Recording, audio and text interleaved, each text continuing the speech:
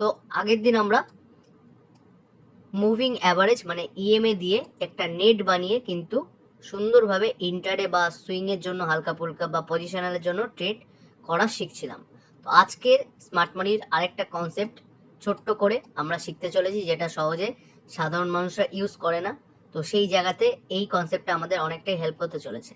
আমরা ইন্ডিকেটরে যাব, ইন্ডিকেটরে গিয়ে বলিঞ্জার ব্যান্ড টাইপ করব। বলিঞ্জার ব্যান্ড চলে এলো। তো এই জায়গাটায় প্রবলেমটা কি? এই জায়গাটায় প্রবলেমটা হলো আমরা বলিঞ্জার ব্যান্ডকে সহজভাবে ইউজ করতে পারি না, এবং এরই সুবিধা কিন্তু বড় টাকা বা স্মার্ট মানিরা নেয়। তো আজকে এই বলিঞ্জার ব্যান্ডকে খুব হিহু করা হয় মার্কেটে। এই কারণে কিন্তু বলিঞ্জার ব্যান্ডকে সবাই ইউজ করতে চায় না। তো আমরা কি করব? আমরা এইটাকেই ইউজ করব এবং এইটার দ্বারাই মার্কেট থেকে প্রফিট করার চেষ্টা করব। কিভাবে? চলুন আজকে আমি সেটিংসে গেলাম, এটাকে জাস্ট একটুখানি কালারটাকে চেঞ্জ করে দেবো যাতে আমাদের দেখতে সুবিধা লাগে। আর কিছু এখানে আমি করছি না, ব্ল্যাক কালার করে দিচ্ছি। ওকে, যাতে আমাদের দেখতে সুবিধা হয়। আমি এখানে প্লট ব্যাকগ্রাউন্ডে চলে এলাম এবং এটাকে একটু হালকা ঘিয়া কালার করে দিই এবং হালকা এখানে শেডিং দিয়ে দিই। ওকে, তো দেখতে একটু সুন্দর লাগছে আগের থেকে প্রায়। তো এই জিনিসটাকে আমরা ইউজ কিভাবে করবো সেটা একটু দেখাচ্ছে প্রচেষ্টা করি। তো মেনলি আমাদের এই যে স্ট্র্যাটেজিটা বলিঞ্জার ব্যান্ডে আমরা ইউজ করতে চলেছি, এটা খুবই ইজি। ইজি বলতে কেমন? ধরুন আজকে বলিঞ্জার ব্যান্ড যখনই ফুলে যাবে, ফুলে যাবে বলতে এক্সপ্যান্ড হবে, ওই এক্সপ্যান্ড হওয়ার সময় আমরা বাই করব এবং ঠিক এক্সপ্যান্ড যখন ছেড়ে যাবে আমরা সেল করে দেবো। মানে ব্যাপারটাকে যদি আমি খুলে বলি, এখানে একটা জিনিস ভালো করে দেখুন। বলিঞ্জার ব্যান্ডের স্লোপ যদি ডাউনওয়ার্ড থাকে মানে মার্কেট ডাউন ট্রেন্ডে রয়েছে, বলিঞ্জার ব্যান্ডের স্লোপ বা ঢাল যদি ওপর দিকে থাকে মানে মার্কেট আপ ট্রেন্ডে রয়েছে। তো আমি এখানে রিসেন্টলি এই শেয়ারটাকে না দেখে আমি যে কোনো অন্য শেয়ারও দেখাতে পারি। সেই জায়গায় আমি চলুন একটা শেয়ার খুলে ফেলি, যেটার নাম হলো বিএসি। তো বিএসি কে মোটামুটি সবাই চেনেন। তো বিএসির চার্টটা আমরা দেখতে পাচ্ছি এইখানে।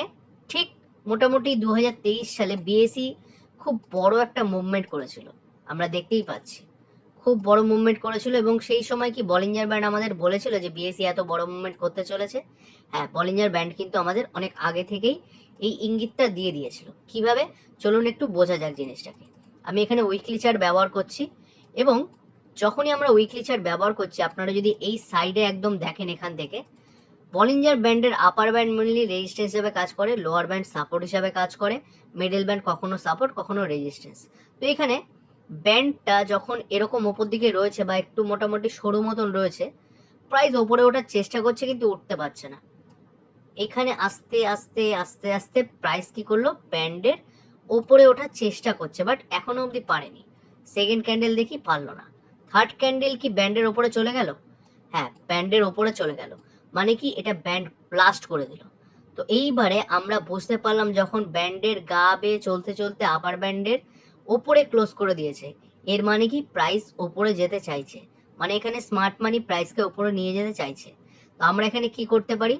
আমরা এখানে ঠিক তার পরের ক্যান্ডেলের ওপেনিংই বাই করতে পারি।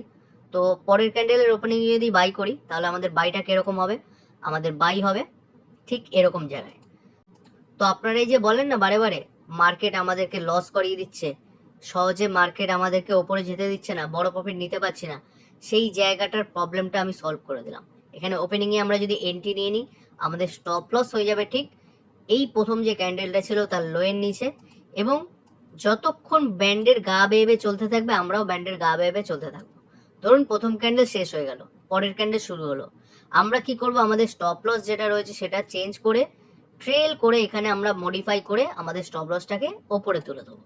এখানে আমাদের স্টপ লস করে দিলাম। আমি এখানে কালারটা একটু চেঞ্জ করে দিই, তাহলে বুঝতে সুবিধা হবে আপনাদের। এখানে আমরা স্টপ লস দিয়ে দিলাম, প্রথম রেখেছিলাম এখানে এন্ট্রি নেওয়ার সময়। যখনই একটা ক্যান্ডেল হয়ে গেল তখন আমরা আমাদের স্টপ লসটাকে চেঞ্জ করে ঠিক এই জায়গায় দিয়ে দিলাম। ওকে, ঠিক গা বেয়ে বেয়ে দেখুন চলতে থাকছে। তো আমাদের স্টপ লসটা এবার কোথায় চলে যাবে? আমাদের স্টপ লসটা চলে যাবে ঠিক এরকম জায়গায়। দেখুন ঠিক গা বেয়ে বেয়ে চলতে থাকছে চলতে থাকছে।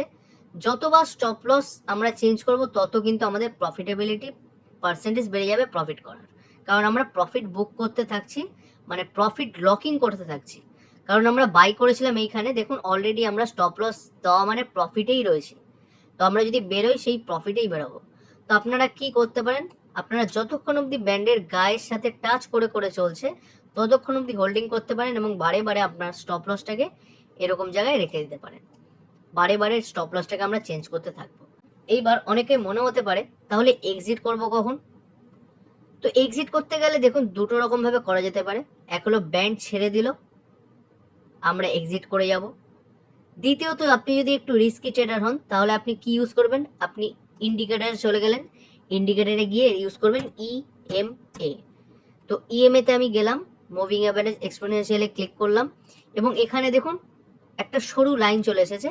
আমি এখানে সেটিংসে গেলাম, একটু মোটা করে লাল করে দিলাম এবং একটু দেখি মোটা করে দিই আর একটু, তাহলে সুবিধা হবে। তো এখানে দেখতেই পাচ্ছেন আমি মোটা করে দিয়েছি এবং আমি ইনপুটসে গিয়ে এটাকে চেঞ্জ করে 5 করে দিলাম, ওকে করে দিলাম। তো আমার এখানে একটা এক্সট্রা বেনিফিট জুড়ে গেল। মানে কেমন? আমি ব্যান্ডের গা যদি ছেড়েও দেয় একটা স্টক, আমি এই 5 এটাকে লাগিয়ে রাখলাম।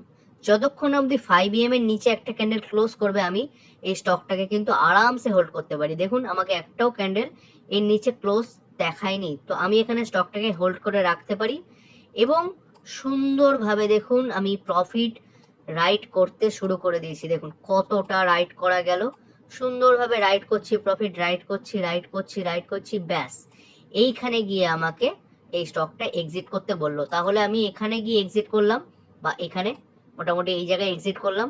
তাহলে এই যে এখান থেকে এতটা জার্নি, এই জার্নিটা কি আমরা এই বলিঞ্জার ব্যান্ড ছাড়া ফুলফিল করতে পারতাম?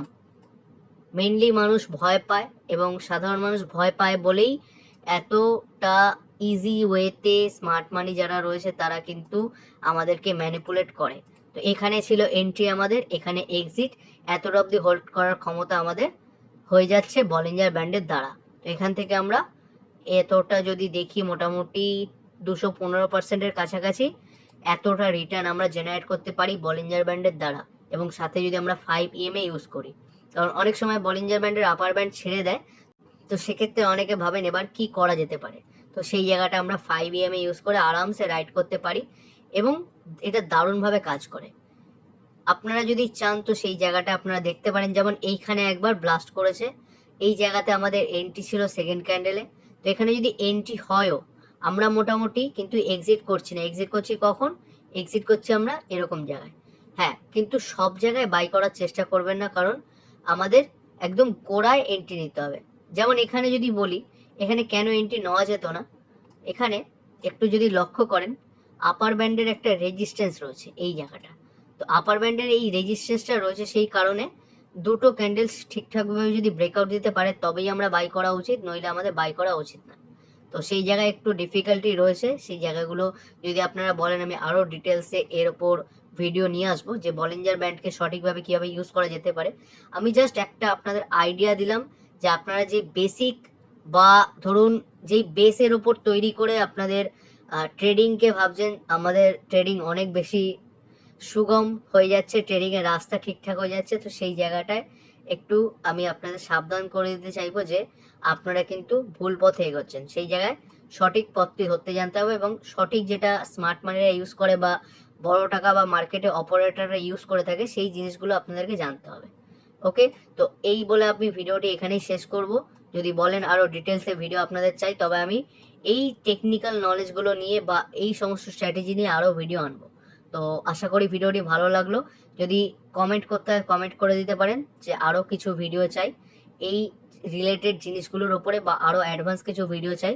তো সেই জায়গায় আপনারা কমেন্ট করুন, কমেন্ট করে জানান কী ধরনের ভিডিও আপনারা পছন্দ করেন বা কী ধরনের ভিডিও চাইছেন। আমি চেষ্টা করি সবসময় যাতে আপনাদের প্রবলেম সলভ করা যায়। তো সেই প্রবলেম সলভিং ভিডিওগুলো নিয়েই কিন্তু আমি আসতে চলেছি এই চ্যানেলে। তো ভালো থাকবেন, সাবস্ক্রাইব করলে করে দেবেন আর বন্ধুদের সঙ্গে শেয়ার করলে করে দেবেন। তো আজকে এই বলে এখানেই শেষ করবো। ভালো থাকবেন।